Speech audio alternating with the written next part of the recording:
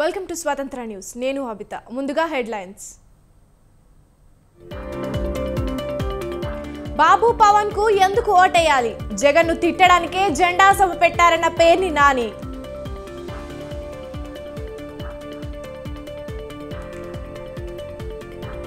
ఋషికొండలో world class tourism భవనాలు నిర్మించాం. తప్పుడు ప్రచారాన్ని ఆపాలన్న మంత్రి అమర్నాథ్.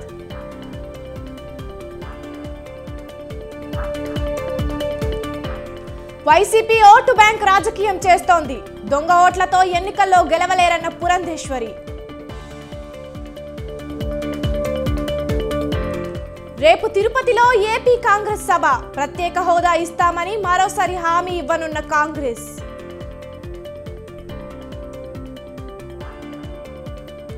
హిమాచల్ ప్రదేశ్ లో కొనసాగుతున్న రాజకీయ సంక్షోభం. 6 కాంగ్రెస్ ఎమ్మెల్యేల సస్పెన్షన్ తో 34కు పడిపోయిన బలం.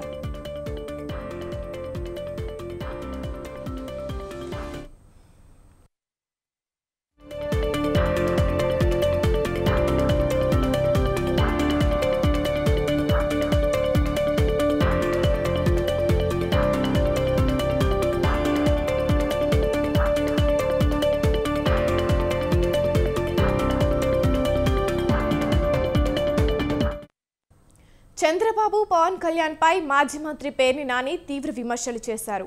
పవన్ కళ్యాణ్ పురాణాల్లో శల్యుడు లాంటి వాడన్నారు. పవన్ కళ్యాణ్ది సెల్ఫ్ డబ్బా అన్నారు. పవన్ కళ్యాణ్ది శిఖండి, శల్యుడు కలిసిన పాత్ర అన్నారు. చంద్రబాబు సీఎంగా ఉన్నప్పుడు వివేక హత్య జరిగిందన్న పేర్ని నాని వివేక హత్య కేసులో ముద్దాయి చంద్రబాబు పార్టీలో తిరుగుతున్నారని ఆరోపించారు. జెండాల సాక్షిగా పవన్, చంద్రబాబు జెండాలు ప్రజలు మడతవేయడం ఖాయమన్నారు. సినిమా డైలాగులన్నీ కూడా బట్టి చంద్రబాబు మాట్లాడుతుంటే వెనక కుర్చీలో కూర్చుని ప్రాక్టీస్ చేసి ఈ డైలాగ్ ఇట్లా చెప్పాలని చెప్పిన మాటకి అంటే సినిమా షూటింగ్ యాక్షన్ అని చెప్పే ముందు కుర్చీలో కూర్చుని మాట్లాడుకున్న బాణీలో ఆయన మొత్తం ఈ రాసుకొచ్చినాయి సినిమా వాళ్ళు రాసిచ్చినట్టున్నారు ఎవరో ఆ రాసుకొచ్చినవి అన్ని మాట్లాడుతూ ఆయన చెప్తాడు. జూబ్లీ హిల్స్ సొసైటీలో జగన్ నువ్వేం చేశావో నాకు తెలుసు, చెక్ పోస్ట్ లో ఏం చేసావో నాకు తెలుసు, కంటకి రెస్టారెంట్ లో ఏం చేసేవాడు నాకు తెలుసు అన్నాడు. ఎంతసేపు జగన్ గురించి నాకు తెలుసు అని చెప్పడం ఎందుకు? Blackmailing. టన్నుల కొద్ది సమాచారం ఉందంటే జగన్మోహన్ రెడ్డి గురించి అతని దగ్గర, పవన్ కళ్యాణ్ దగ్గర ఈ టన్నుల కొద్ది కాదు 1 కేజీ సమాచారం ఉన్న వద్దని ఎవడన్నా ఏడిచాడా? జగన్ బతిమాలుకున్నాడా? పోనీ మేము అడిగామా? అమ్మమ్మ పవన్ కళ్యాణ్ గారు దాయి బాబు దాయి ఇప్పబాకు నీ టన్నుల సమాచారాన్ని దాచుకోమని చెప్పాను. నీకు చేతనైతే నీ దగ్గర టన్నులు ఏమున్నాయో బయటెట్టు. నువ్వు నిజంగా నికార్సైనోడివి అయితే బయటెట్టు. బలిచక్రవర్తిని తొక్కినట్టు తొక్కేస్తాడంట. అసలు బలిచక్రవర్తికి వామనుడికి ఏంటి కథ? బలిచక్రవర్తి ఒక రాక్షస రాజు. బలిచక్రవర్తి దగ్గర దానం పొందినోడు ఎవడు? విష్ణుమూర్తి వామనుడి రూపంలో వచ్చినటువంటి దశావతారాల్లో ఒక భాగమైనటువంటి విష్ణుమూర్తి వచ్చి వామనుడి రూపంలో వచ్చి దానం పొంది ఆ 3 దానాల్లో 3వ దానం కింద నెత్తి మీద కాలు పెట్టి పాతాళానికి తొక్కాడు రాక్షస రాజుని. ఇక్కడ దానం పొందింది ఎవరు? 24 సీట్లు దానం పొందింది ఎవరు? ఎవరి దగ్గర ఎవరు పొందారు? 24 సీట్లు దానం పొందిన వామనుడు నువ్వు ఎవరిని తొక్కాలి ఇప్పుడు? నీకు సీట్లు దానం చేసిన చంద్రబాబుని పాతాళానికి తొక్కుతావు ఖాయంగా. రేపు జరగబోయేది అదే. పాతాళానికి తొక్కేస్తా. ఈ సొల్లు కౌరులు ఇవన్నీ కూడా దానం వచ్చి పాతాళాన్ని తొక్కుతా అంటే ఎవరిని తొక్కుతావు పాతాళానికి? ఇవాళ చంద్రబాబు నాయుడు నువ్వు పాతాళానికి తొక్కితే రాబోయే రోజుల్లో ఈ రాష్ట్రంలో పేదరికం పోతుంది, పేద మధ్యతరగతి వర్గాలకి మేలు జరుగుతుంది. నువ్వు దానం పొంది 24 సీట్లు దానం పొందినటువంటి చంద్రబాబు నాయుడిని పాతాళానికి తొక్కేయి. దానం పొందావు వామనుడి కథలాగా చంద్రబాబు నాయుడిని పాతాళానికి తొక్కేయి. ఈ చంద్రబాబు నాయుడు గారు చించుకుని మాట్లాడతాడు. చెవులో తేగొట్టెట్టి హూ కిల్డ్ బాబాయ్? నువ్వు ముఖ్యమంత్రిగా ఉండగానే బాబాయ్ కిల్డ్ కదా. చంద్రబాబు నాయుడు ముఖ్యమంత్రిగా ఉండగానే బాబాయ్ కిల్డ్. అప్పుడు పవన్ కళ్యాణ్ చంద్రబాబు నాయుడు ఇద్దరు పోనీ జగన్మోహన్ రెడ్డి మీద ఏమన్నా కేసు పెట్టారా? జగన్ కిల్డ్ అని చెప్పి ఏమన్నా కేసు పెట్టారా? కేసు పెట్టలేదు సరికదా. కనీసం నింద కూడా మోపలేదు కదా. బురద కూడా వేయలేదు కదా. అప్పుడేమో పవన్ కళ్యాణ్ నువ్వు కలిసి నువ్వు ముఖ్యమంత్రిగా ఉంటావు, బాబాయ్ కిల్డ్ అయినప్పుడు జగన్ నాట్ కిల్డ్ బాబాయ్ అని ఆ రోజు అంటావు. జగన్ నాట్ కిల్డ్ బాబాయ్ అనేమో నువ్వు ముఖ్యమంత్రిగా ఉన్నప్పుడు అంటావు. ఇప్పుడేమో హూ కిల్డ్ బాబాయ్ హూ కిల్డ్ బాబాయ్ అంట. నోరా తాటి పట్టా అది చంద్రబాబు నాయుడు? 75 ఏళ్ళు వయసు వచ్చింది. ఊళ్ళో తాటి చెట్టుకి ఊరి మధ్యలో ఉన్నటువంటి మర్రి చెట్టుకి కూడా వయసు వస్తుంది. కానీ మనం మనుషులం కదా. ఈ చంద్రబాబు నాయుడు గారు చించుకుని ఓటు అనే ఆయుధంతో ప్రజాస్వామ్యాన్ని గెలిపిద్దాం, వైసీపీ చేతిలో నుండి ఏపీని కాపాడుకుందామన్నారు నారా భువనేశ్వరి. నిజం గెలవాలి యాత్రలో భాగంగా చోడవరం నియోజకవర్గంలో ఆమె పర్యటించారు. రాష్ట్ర ప్రజల హక్కుల్ని సాధించడం కోసం సైకిల్ని గెలిపించుకోవాలన్న ఆమె ఈ క్రమంలో సైకిల్కి అడ్డొస్తే తొక్కుకుంటూ వెళ్లిపోండని కార్యకర్తలకు పిలుపునిచ్చారు. పసుపు సైనికులు ఎక్కడా వెనకడుగు వేయొద్దని పేర్కొన్నారు. రానున్న ఎన్నికల్లో గెలిచేది టీడీపీనే, రాష్ట్ర రాజధాని అమరావతేనంటూ ధీమా వ్యక్తం చేశారు.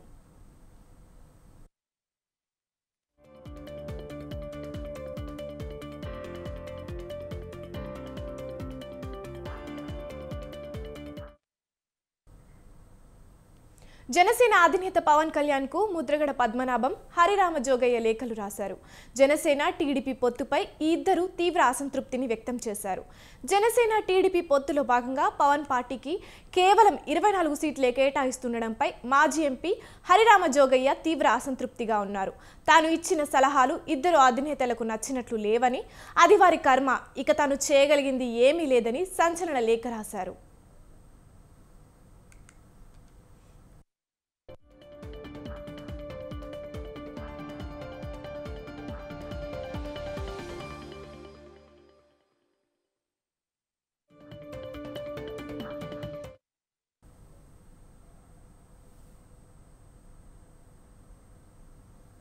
కాపుల సంక్షేమం కోసం పాటుపడే మాజీ ఎంపీ హరిరామ జోగయ్య జనసేన టీడీపీ పొత్తుపై విసుగు చెందినట్టుగా అర్థమవుతోంది. జనసేనకు కేవలం 24 సీట్లే ఇవ్వడాన్ని అంగీకరించని జోగయ్య పవన్కు లేఖ రాశారు. కూటమిలో ప్రాధాన్యత, స్పష్టత రావాలని డిమాండ్ చేస్తూ పవన్కు ఆయన అనేక లేఖలు సలహాలు ఇస్తూ వస్తున్నారు.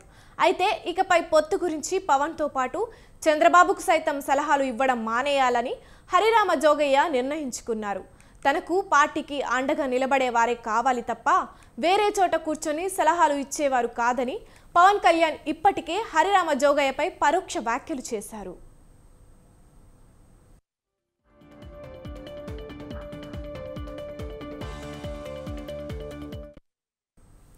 ఇక తాజాగా హరిరామ జోగయ్య రాసిన లేఖ సంచలనం రేపుతోంది.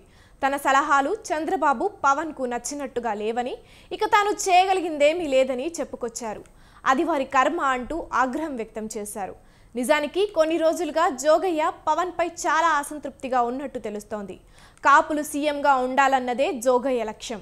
అప్పుడే వారి కులం ముందుకు వెళ్తుందని ఆయన నమ్మకం. అదే కాపు కులానికి చెందిన పవన్ కేవలం 24 అసెంబ్లీ స్థానాల్లోనే పోటీ చేస్తుండడం జోగయ్యకు నచ్చలేదు. పొత్తులో భాగంగా జనసేన 50 నుంచి 60 స్థానాల్లో పోటీ చేయాలని ఆయన అనేకసార్లు బలంగా తన గళాన్ని వినిపించారు. అయితే జనసేనకు కేవలం 24 సీట్లే కేటాయిస్తుండడంపై అసంతృప్తిని వ్యక్తం చేస్తున్నారు.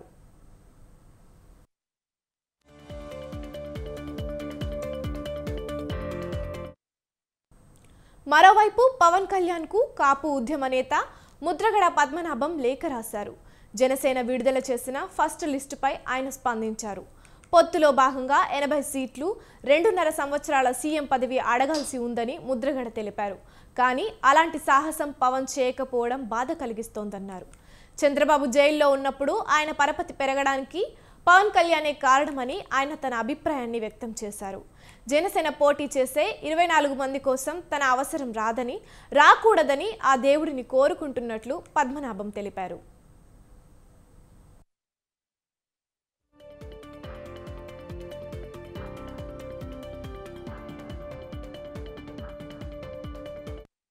అలాగే తన సీటు విషయంపై ముద్రగడ పద్మనాభం ఆవేదన వ్యక్తం చేశారు. తన 40 ఏళ్ల రాజకీయ జీవితంలో ఎలాంటి డబ్బు కోరుకోలేదని తెలిపారు. పదవుల కోసం ఎవరి గుమ్మాలు తొక్కలేదన్నారు. గ్లామర్ ఉన్నవాడిని కాకపోవడం, ప్రజల్లో పరపతి లేనివాడిని అవ్వడం వల్ల పవన్ దృష్టిలో తాను పడడం లేదని ఆవేదన వ్యక్తం చేశారు. లాస్ట్ గ్రేడ్ వ్యక్తిగా, తుప్పు పట్టిన ఇనుము లాంటి వాడిగా గుర్తింపు పడటం వల్ల పవన్ కళ్యాణ్ కిర్లంపూడి వస్తానని చెప్పి రాలేకపోయానని తెలిపారు. పొత్తు వల్ల పవన్ నిర్ణయాలు ఆయన చేతుల్లో ఉండవని, చాలా చోట్ల అనుమతి తీసుకోవాలని పద్మనాభం లేఖలో పేర్కొన్నారు. ఇదే ఇప్పుడు హాట్ టాపిక్గా మారింది.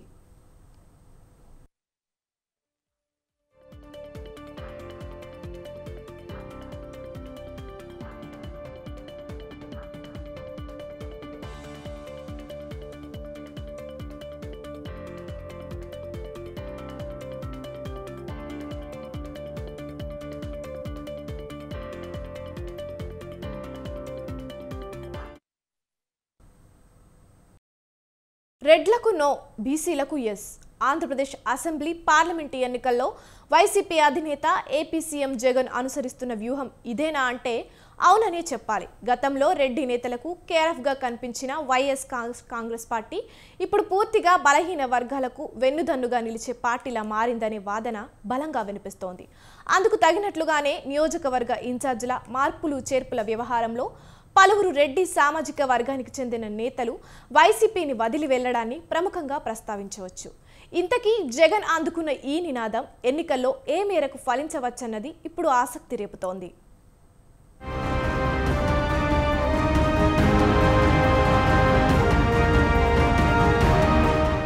ఆంధ్రప్రదేశ్ ఎన్నికలకు అన్ని రాజకీయ పార్టీలు సిద్ధమవుతున్నాయి. ఎట్టి పరిస్థితుల్లోనూ గెలవాలన్న పట్టుదలతో తమదైన వ్యూహాలు రూపొందిస్తున్నాయి. అయితే ఎప్పటిలాగా ఆయా సామాజిక వర్గాలు రానున్న ఎన్నికల్లో కీలక పాత్ర పోషించబోతున్నాయి.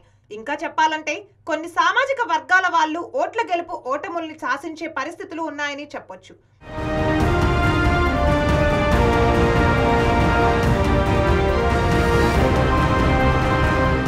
విపక్ష కూటమిగా ఉన్న టీడీపీ, జనసేన ప్రధానంగా కమ్మ, కాపు ఓటు బ్యాంకుపై ఎక్కువగా దృష్టి సారించాయి.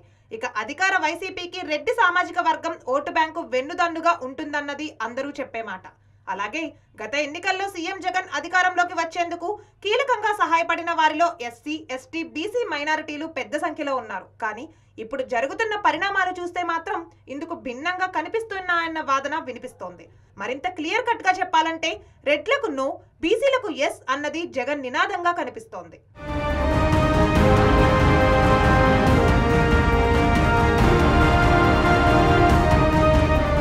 2024 ఎన్నికల కోసం ఏపీ సీఎం జగన్మోహన్ రెడ్డి చేపట్టిన నియోజకవర్గ ఇన్ఛార్జీల మార్పులు చేర్పుల వ్యవహారం గమనిస్తే ఇది స్పష్టంగా కనిపిస్తుంది అన్న వాదన కూడా వినిపిస్తోంది. 7 జాబితాలు విడుదల చేసిన వైసీపీ అధినేత మెజార్టీ స్థానాల్లో బీసీ, ఎస్టీ, ఎస్సీ మైనార్టీలకు పెద్దపీట వేశారన్నది ప్రత్యర్థులు సైతం తమ అంతర్గత సంభాషణల్లో ఒప్పుకునే విషయం. ఇక ఇది నచ్చకనే వైసీపీ నుంచి పలువురు రెడ్డి సామాజిక వర్గ నేతలు బయటకు వెళ్లిపోతున్నారంటేనే పరిస్థితి ఎలా ఉంది అర్థం చేసుకోవచ్చు. ఎక్కడి దాకో ఎందుకు, మొన్నటికి మొన్న పార్టీకి గుడ్ బై చెప్పిన వేమిరెడ్డి ప్రభాకర్ రెడ్డి తాజాగా మాగుంట శ్రీనివాసులు రెడ్డి ఈ కోవలకు చెందిన వారే. ఎంతో బాధాకరంతో కూడా తెలపటం ఏంటంటే, మీరు ఇన్ని సంవత్సరాలు, ఈ 5 సంవత్సరాలు కూడా అందరూ కూడా చాలా ఆప్యాయంగా ఆదరణతో కూడా మమ్మల్ని అందరినీ కూడా ఆదరించారు. ఉన్నప్పుడు కూడా ప్రకాశం జిల్లాలో మాగుంట కుటుంబాన్ని మరొకసారి కూడా ఆదరించేటట్టుగా కూడా ఆశీర్వదించమని ప్రకాశం జిల్లా వాసులందరూ కూడా కోరుకుంటూ ఈరోజు వైఎస్ఆర్ కాంగ్రెస్ పార్టీకి రాజీనామా చేయటం అనేది కూడా జరుగుతున్నది. బాధాకరమైన విషయం ఇది.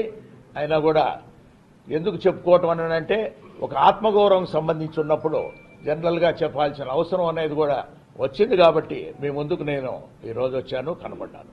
Thank you. మాగుంట మాటలు ఎలా ఉన్నా తాను నమ్ముకున్న సిద్ధాంతం కోసం ఎక్కడి దాకా అయినా వెళ్లే జగన్ బడుగు బలహీన వర్గాలకు అండగా ఉన్నారని చెప్పడంలో ఏమాత్రం సందేహం లేదన్న అభిప్రాయం కూడా వ్యక్తమవుతోంది.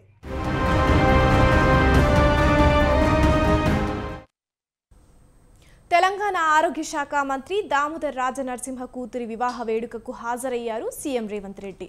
హైదరాబాద్ జేఆర్సీ కన్వెన్షన్లో జరిగిన ఈ వివాహ మహోత్సవానికి హాజరై నూతన వధూవరుల్ని ఆశీర్వదించారు. పలువురు రాజకీయ ప్రముఖులు హాజరై నూతన జంటకు శుభాకాంక్షలు అందజేశారు.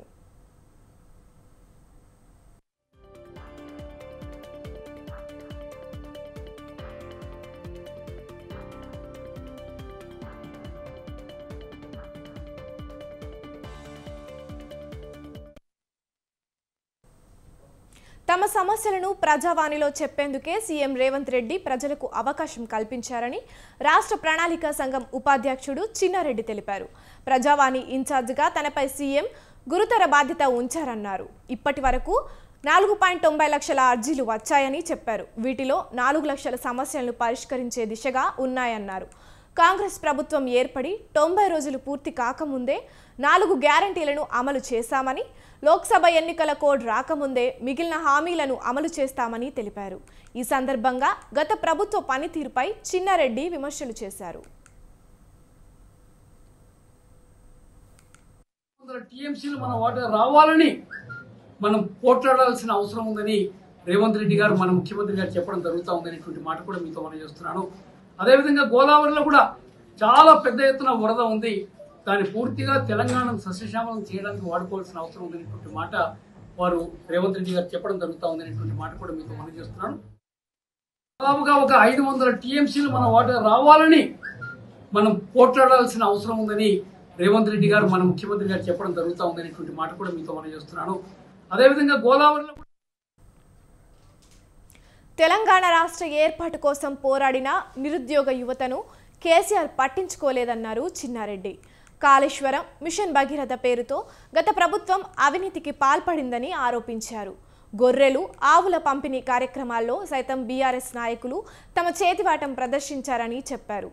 కృష్ణా, గోదావరి జిల్లాల్లో రాష్ట్రానికి రావాల్సిన వాటా దక్కడం లేదు.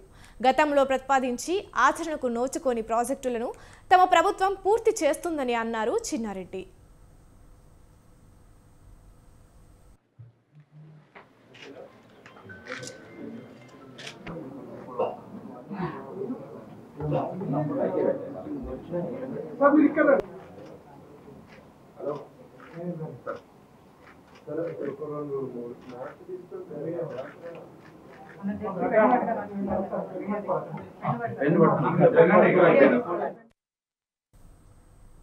చదువుల బడి వెట్టి చాకరీ వడి అయ్యింది. విద్యను అభ్యసించాల్సిన విద్యార్థులు కూలీలయ్యారు.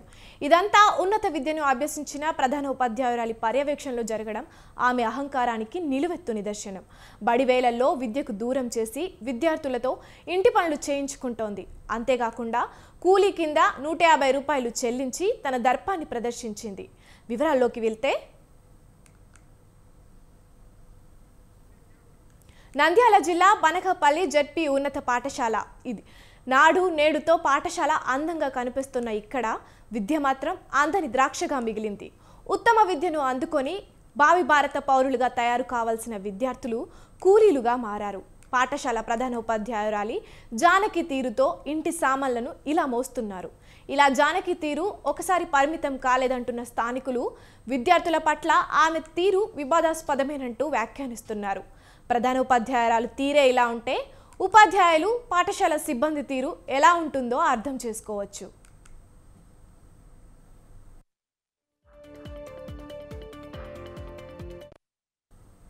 విద్యార్థుల్ని విద్యకు దూరం చేస్తున్న ఇలాంటి ఉపాధ్యాయురాలపై తక్షణం చర్యలు తీసుకోవాలంటున్నారు విద్యార్థుల తల్లిదండ్రులు. చదువొద్దు, చాకిరీ చేయండి అంటున్న జానకి లాంటి ఉపాధ్యాయురాలి అహంకారానికి ఫుల్ స్టాప్ పెట్టకపోతే ఈ పాఠశాల వంక కన్నెత్తి చేసే విద్యార్థులు ఉండరంటున్నారు గ్రామస్తులు. చిన్నారులతో వెట్టి చాకిరీ చేయించుకుంటున్న ప్రధాన ఉపాధ్యాయురాలిని తక్షణం సస్పెండ్ చేసి విచారించాలని డిమాండ్ చేస్తున్నారు గ్రామస్తులు.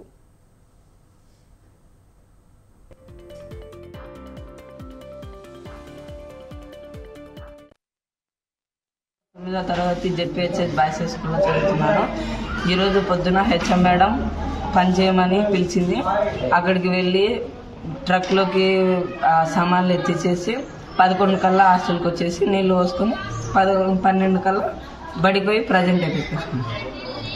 15వ తేదీ గురువారం హెచ్ఎం మేడం గృహప్రవేశం ఉంటే 4:05కు పోయినాం.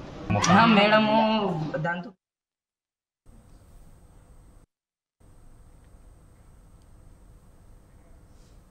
విశాఖలో రుషికొండ నిర్మాణాలను ప్రభుత్వం ప్రారంభిస్తోంది. 450 కోట్లతో నిర్మించిన రుషికొండ ప్రాజెక్టును పర్యాటక శాఖ మంత్రి రోజా ప్రారంభించనున్నారు. సీఎం జగన్, మంత్రి రోజా చిత్రాలతో కూడిన ఆహ్వాన పత్రికలను ఇందుకోసం సిద్ధం చేశారు. సిఆర్జెడ్ నిబంధనలకు విరుద్ధంగా రుషికొండపై నిర్మాణాలు చేశారని హైకోర్టులో పలువురు వేసిన కేసులపై తుది తీర్పు వెలువడక ముందే ప్రాజెక్టును ప్రారంభించాలని నిర్ణయించడం చర్చనీయాంశమవుతోంది.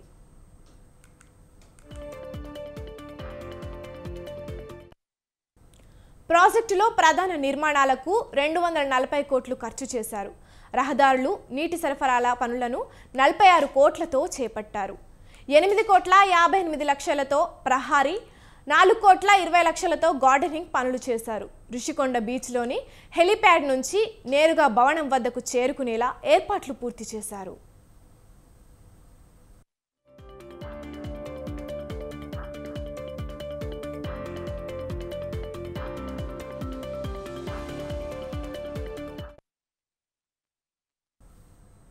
మేడారం మహాజాతరలో ఏర్పాటు చేసిన హుండీల లెక్కింపు కొనసాగుతోందని దేవాదాయ ధర్మాదాయ శాఖ జిల్లా అసిస్టెంట్ కమిషనర్ అమల సునీత తెలిపారు. లష్కర్ బజార్లోని టీటీడీ కళ్యాణ మండపంలో వివిధ శాఖల అధికారుల సమక్షంలో లెక్కింపు కార్యక్రమం జరుగుతుందన్నారు. జాతరలో మొత్తం 512 హుండీలను ఏర్పాటు చేశామని జాతర ఈవో రాజేంద్రం తెలిపారు. దేవాదాయ శాఖ ఉన్నతాధికారుల పర్యవేక్షణలో భారీ భద్రత నడుమ సీసీటీవీ నిఘాలో కొనసాగుతోందని ఆయన తెలిపారు. 10 రోజుల పాటు ఈ లెక్కింపు కార్యక్రమం జరగనుందన్నారు. లెక్కించిన నగదును ఏ రోజుకా రోజు బ్యాంకులో జమ చేయనున్నట్లు చెప్పారు. ఈసారి మేడారం ఆదాయం పెరగొచ్చని అధికారులు అంచనా వేస్తున్నారు.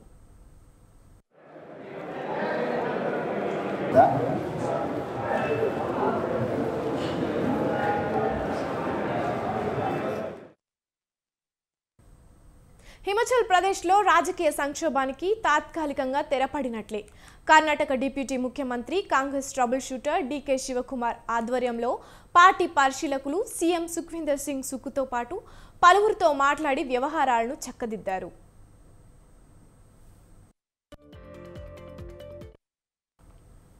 రాజ్యసభ ఎన్నికల్లో ఊహించని ఎదురుదెబ్బ తగలడంతో హిమాచల్ ప్రదేశ్లో కాంగ్రెస్ ప్రభుత్వం అనిశ్చితి ఎదుర్కొంది. కాంగ్రెస్ పరిశీలకుల మాటకు కట్టుబడి మంత్రి విక్రమాదిత్య సింగ్ రాజీనామా లేఖను ఉపసంహరించుకున్నారు.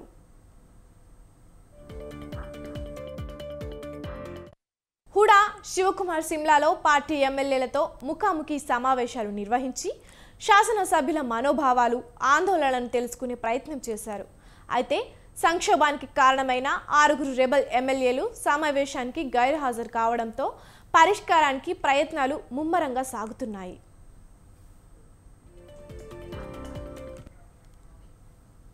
అసెంబ్లీలో ప్రతిపక్ష నేత జైరాం ఠాకూర్ సహా ప్రతిపక్ష బీజేపీకి చెందిన 15 మంది ఎమ్మెల్యేలను వ్యూహాత్మకంగా బహిష్కరించడంతో బడ్జెట్పై ఓటింగ్ విషయంలో అధికార పార్టీకి కీలకమైన వర్కింగ్ మెజారిటీ లభించింది. ప్రస్తుతానికి హిమాచల్లోని సుఖు ప్రభుత్వానికి ఎలాంటి డోకా లేనట్లే.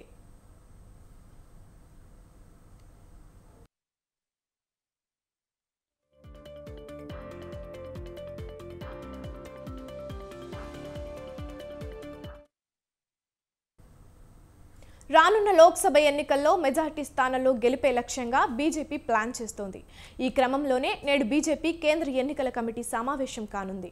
ఈ సందర్భంగా పలు రాష్ట్రాలకు సంబంధించి దాదాపు 100కు పైగా స్థానాల్లో అభ్యర్థులను ప్రకటించే అవకాశం ఉంది. ఈ సమావేశం తర్వాత జాతీయ నేతలతో తెలంగాణ పార్టీ అధ్యక్షుడు కిషన్ రెడ్డి, డాక్టర్ లక్ష్మణ్, డీకే అరుణ, బండి సంజయ్, ఈటెల రాజేందర్ భేటీ కానున్నారు.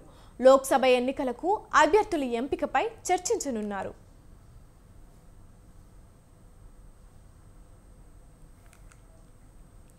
తొలి జాబితాలో 100 నుంచి 120 మంది అభ్యర్థులను ఖరారు చేయనున్నారు. తెలంగాణ నుంచి 10 మంది అభ్యర్థుల పేర్లు ప్రకటించే అవకాశం ఉన్నట్లు తెలుస్తోంది. సిఈసి ఖరారు చేసిన పేర్లకు ఆమోదం తెలుపనుంది బీజేపీ నాయకత్వం. సిఈసి భేటీకి కొనసాగింపుగా పార్లమెంటరీ బోర్డు సమావేశం కూడా జరగబోతోంది. మొదటి జాబితాలో దక్షిణాది రాష్ట్రాల నుంచి అధిక స్థానాలను ప్రకటించే అవకాశం ఉంది.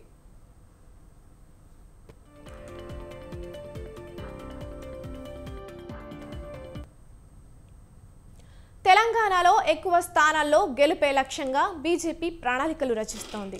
ఇందులో భాగంగానే అభ్యర్థుల ఎంపికపై స్థానిక నేతలతో పలుమార్లు సమావేశమైంది.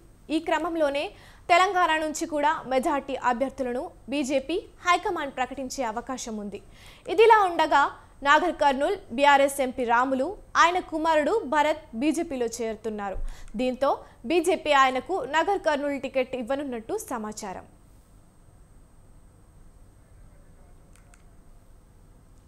రాష్ట్రంలో 17 స్థానాలకు గాను 12 స్థానాల్లో అభ్యర్థుల జాబితా కొలిక్కి వచ్చిందని బీజేపీ నేతల టాక్. 4 సిట్టింగులు ఈటెల డీకే, అరుణ, కొండా విశ్వేశ్వరరెడ్డి వంటి వారి పేర్లు ఉన్నాయని తెలుస్తోంది. ఇక మిగిలిన స్థానాల్లో ఆశావాహులు కళ్ళల్లో ఒత్తులు వేసుకొని ఎదురు చూస్తున్నారు.